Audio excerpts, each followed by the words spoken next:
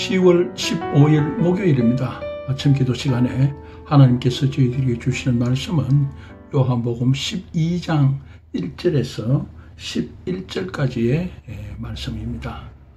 제가 봉독하며 또 함께 상고하실 때에 성령님께서 형제자매 여러분들과 또 저에게 함께 하시기를 바랍니다. 6월절 엿새 전에 예수께서 베다니에 이르시니 이곳은 예수께서 죽은 자 가운데서 살리신 나사로가 있는 곳이라. 거기서 예수를 위하여 잔치할세 마르다는 일을 하고 나사로는 예수와 함께 앉은 자 중에 있더라.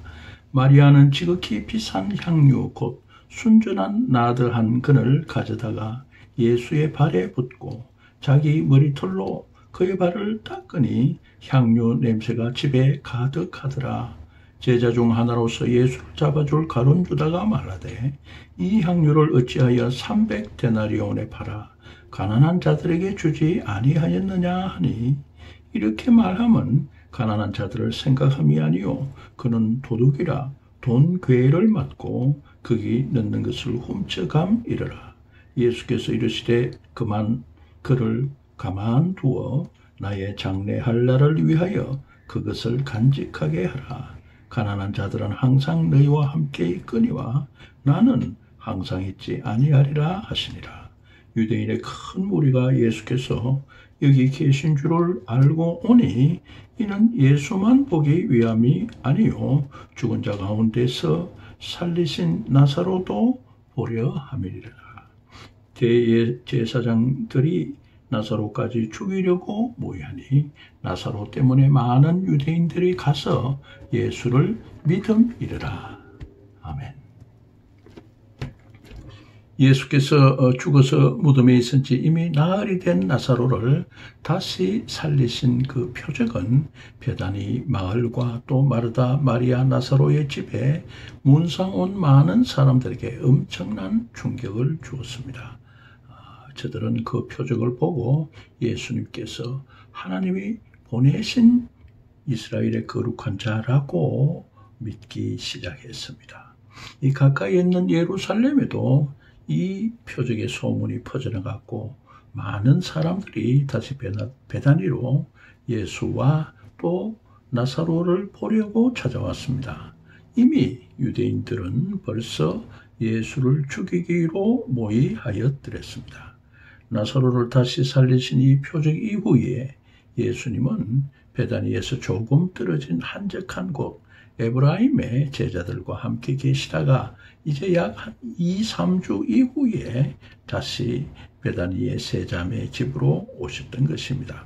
아마 세 자매가 이 나사로가 다시 살아난 것을 축하하여서 또 명절도 가까이 오고 하니까 이 잔치를 열고 예수님을 청한 것이 아닌가 여겨집니다. 때는 유대인 6월절의 그 엿새전이라고 분명히 제시하고 있습니다.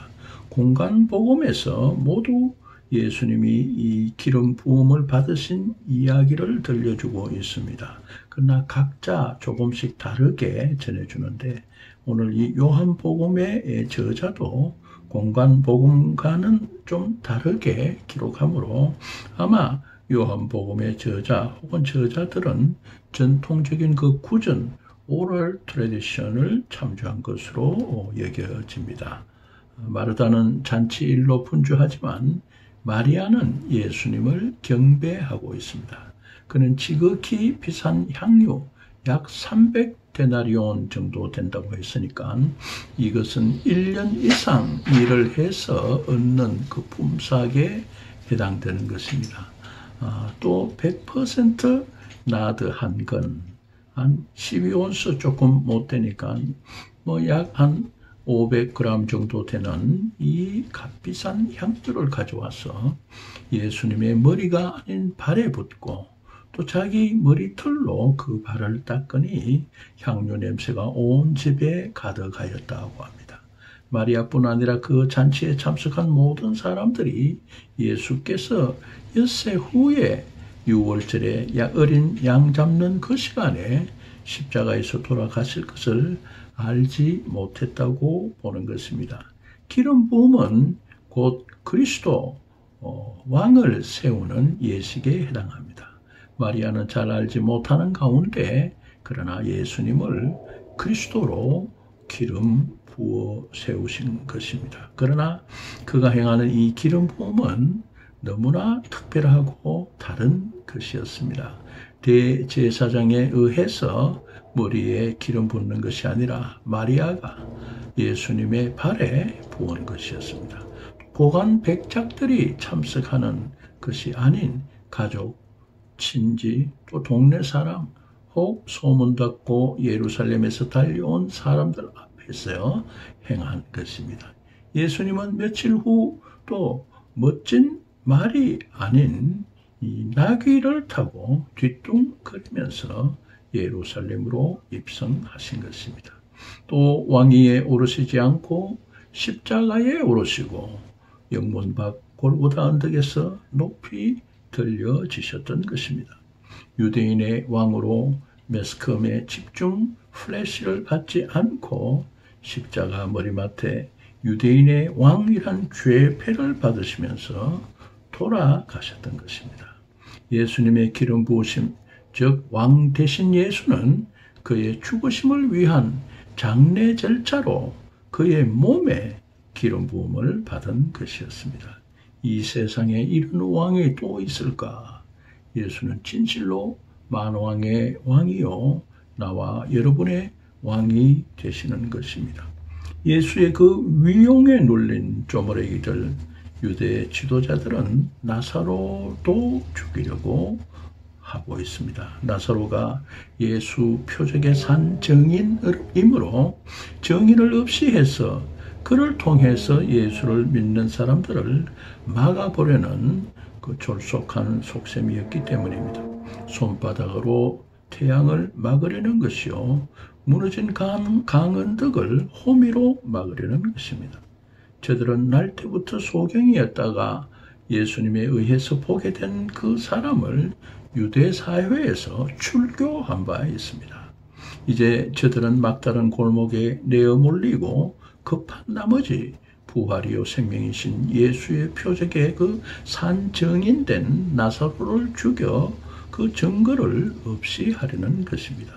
가롯 유다의 빈정거리는 말 5절의 말은 예수를 배신한 가련한 자가 자기 비열함을 두둔하는 몸짓이어서 너무나 구차하게 들립니다.